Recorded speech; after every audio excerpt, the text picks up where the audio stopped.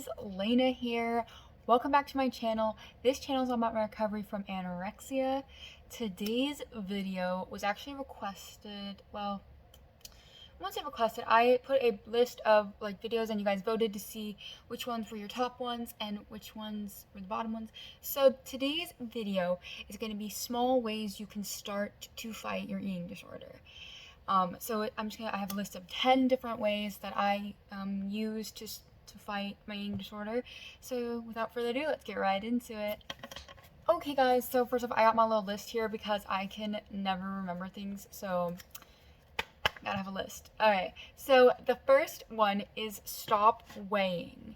So this one, it applies to many different forms. So you can slowly start to wean off weighing on your home scale if you have one. You could just, I had to slowly wean myself off, and then we went cold turkey because I just couldn't, and so, but it does work for most. Maybe try, if you are in, try doing it once a week, and then back off, and then once a week, and then back off and do it every 2 weeks, then every 3 weeks, and eventually you're gonna just stop. So if you are seriously addicted to weighing yourself, then maybe weaning yourself off. That is definitely a way you can start fighting, is slowly weaning yourself off of weighing yourself, because it is toxic. And this also applies to weighing out food. If you do that, slowly just, be like, I'm not going to weigh out this, or I'm not going to weigh out this. And then slowly you can start to stop weighing out everything. Another one is at doctors. You can request not to be weighed, but if it's your eating disorder doctor and they have to check up on your progress through weighing, then you can request not to see the number or turn around. So definitely that helps. Not seeing the number definitely helps me, and it's a small way I can start fighting my eating disorder, because my eating disorder tells me you need to know, but in reality you don't really need to know, and so starting to fight it is yes. The second one is unknown calories. So this one can also come in many forms. One, you can just go out to eat and have order something that you don't know the calories, or at home you could just add something to your plate that you don't know the calories, or add a little bit of extra of something, so that it's starting to not know how many exactly calories are in something. Definitely is one of the biggest ways you can start to fight your eating disorder, because calories are not meant to be tracked. You don't need to track your calories. So just slowly adding things, or putting something in there, or eating a meal that you don't know the calories, that definitely starts to help fight your eating disorder, and it's amazing. The next one is wean off of tracker apps, whether it be tracking your mileage, tracking your distance, tracking how many calories you've burned, whether it be tracking calories, counting calories, all of the above. I get that it's hard to go cold turkey. I struggled with it for a long time because I tried the cold turkey, but slowly weaning off of those things, like just using it once a week, and then backing off to every 2 weeks, or just going cold turkey. Just getting those apps out of your life is life-changing, and it's freeing, because your life won't revolve around an app. And that really was when I started to see the most positive change in when I was fighting my eating disorders, when I stopped using those tracker apps, because then my life didn't revolve around my phone and tracking things. And yeah. The next one is wear outfits that push you. So I usually wear baggy clothes because I'm really insecure about my body, but recently I've been trying to wear scary outfits. Right now I'm wearing a scary outfit. It's a jean shorts and a shorter t-shirt that doesn't quite cover my stomach. It covers my skin, but and then yesterday I wore my shirt tucked into my pants at work, which was terrifying, but I forced myself to take off my jacket and not wear the jacket, and it was, eventually I just got used to it, and I was like, I'm going to own my body. So slowly wearing outfits that push you really helps. It's a small way to start fighting your eating disorder.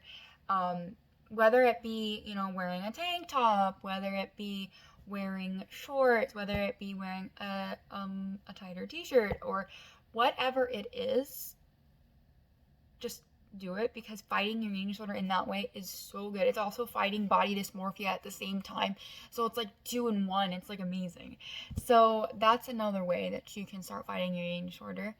Another one is workbooks. And I guess I know that these are quite expensive. And honestly, I have trouble finding good ones that aren't triggering and aren't like that are the most helpful. So maybe searching up some workbooks, some books like I haven't read these quite yet, but I have this one that I'm going to read about an eating disorder. I have this one that I'm going to start reading as well. And then I have this workbook that I just got, and my therapist recommended. I'm going to start it. This workbook is more toward anorexia, but this is a really, really good one. So yeah, and I am going to be reading these, and I have another one that's called What I Lost, and they do have curse words in a few parts that aren't really amazing and like appropriate, so I've been crossing them out. And so yeah, and if you guys want me to, I can read those to you with like the edited version, so that like you guys don't have to see any of that. Just be careful with what you read. Just maybe do some research about it. But I'll let you know definitely about the workbooks and if they are pretty good. So yeah, I find it very therapeutic to read stories about people with eating disorders and how they recovered, because I found it very therapeutic and it makes me feel heard. Number 6 is cover mirrors. If you have a problem with staring at mirrors and body checking and all of that, and it's just really triggering to see yourself in mirrors, cover your mirrors. And if you need to do your makeup and stuff, like just cover the bottom half of the mirror so that you can't see your body, but you can still see your face to do your makeup. This really helps. Sorry, my books are totally falling on the bookshelf. But yeah, this really helps me, and just refusing to look in the mirror. I do look in the mirror sometimes, and I'm actually doing a lot better with my body image and stuff like that. But that's definitely one way. If you are not ready to work on body image and you're focusing on recovery from the eating aspect and the physical aspect and the mental aspect, you can cover your mirrors, and it really helps because it starts to fight your eating disorder and body dysmorphia, because your eating disorder, at least mine does, tells me that I need to body check constantly, and it's like very controlling. So that's one way that you can start to fight it and start to rewire your brain so that you don't feel the need to body check. Another one is ask someone to repackage your foods. So this one I think is very helpful. My mom actually covered the nutrition label for the granola she bought me, and it was awesome. And so what you can have, if you have someone that can do this for you, have them like get like a Ziploc baggie and pour the food out into it so that you can't see the label. And then just toss the label somewhere where you can't, dig it out of the trash can. Or have them put it in a separate container, like a Tupperware. Or, if there's a way that they can cover the label or like scratch it out, that'd be good. I would avoid like sticky covering because those can be removed. And so try to find a way, like ask them to do something in a way that they cannot be removed, cannot be seen at all. So yeah, that's definitely good, so that you're not focused on nutrition labels and calories and nutrition facts and all of that. So yeah. Next one is let someone else cook for you. This is a very scary thing, that at least for me, but it's a small way you can start fighting back. Not knowing everything that goes into it, not knowing the amounts, not knowing anything. Just letting them cook for you. And if you feel the need to watch them, leave the room or turn on a show, or just don't watch, so that you don't know what's going into it, because that is a way you can start to retrain your brain. Your eating disorder is telling you that you need to know every single thing that you put into your body, but that is not true. You can have someone else cook for you, and you don't need to know what's in it. So it's 100% okay. Let them cook it their way. And eat it. It's going to be okay, I promise. I have people cook for me now, and it's really scary, but it's freeing, and it makes them happy too, to be able to help you. Don't be afraid to ask for help, because people want to help, they just don't know how. So yeah. Number 9 is if you want it, eat it. So oftentimes I'll be like, I really I really want this for lunch, but I shouldn't. You know, I need to have this, and you have the perfect day. No. Eat what you're craving. If you see that piece of candy over there, and you're like, I shouldn't, you should. You should eat it, because that is a huge way you can start fighting back to your eating disorder. Listening to your cravings, no matter what it is, really helps, and it's just incredible. So I definitely 100% recommend doing this, because it will help you in the long run, and it will start to retrain your brain, and it's amazing. So if you want it, eat it. The last one is food fear jars. So this helped me in the beginning of my recovery as I was trying to branch out and face my food fears. I got jars, and you can do just one general jar, or you can do breakfast, lunch, dinner, snacks, desserts, whatever you want.